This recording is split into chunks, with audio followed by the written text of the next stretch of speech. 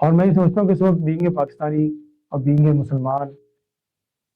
हम सब पूरी कौम जो है वो एक इम्तिहान से गुजर रही है,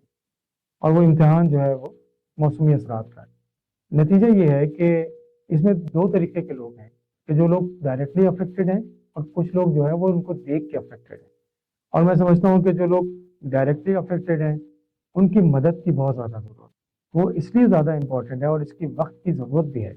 और ज़रूरत इस वजह से है कि ये खाली एक सैलाब नहीं है कि जो आके चला गया, तो जो रहने वाली चीज़ है वो जहनी बीमारी है। तो मेरी रिक्वेस्ट है कि बीइंग ए पाकिस्तानी और बीइंग ए मुसलमान, हम सबको कोई ना कोई अपना हिस्सा डालना चाहिए। अच्छा, वो हिस्सा पैसे की सूरत में भी हो सकता है, वो हिस्सा दवाओं की सूरत में भी हो सकता है, वो खाने की सूरत में हो सकता है। लेकिन being a medical health professional या मेंटल हेल्थ प्रोफेशनल, मैं ये समझता हूँ कि इसमें जो सबसे बड़ा किरदार कोई इंसान कर सकता है,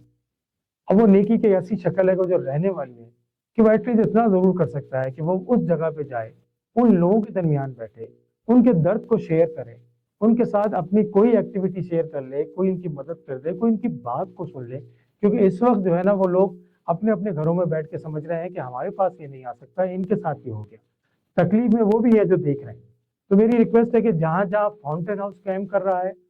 जहाँ फाउंटेन हाउस और अखुवत कैम्प कर रही है, और इसके अलावा दूसरे इदारे जहाँ जहाँ मदद करने जा रहे हैं, तो आप लोग अपने घरों से निकले और उनके पास जाके बैठे कि जो अफेक्टीज हैं उनकी सुने,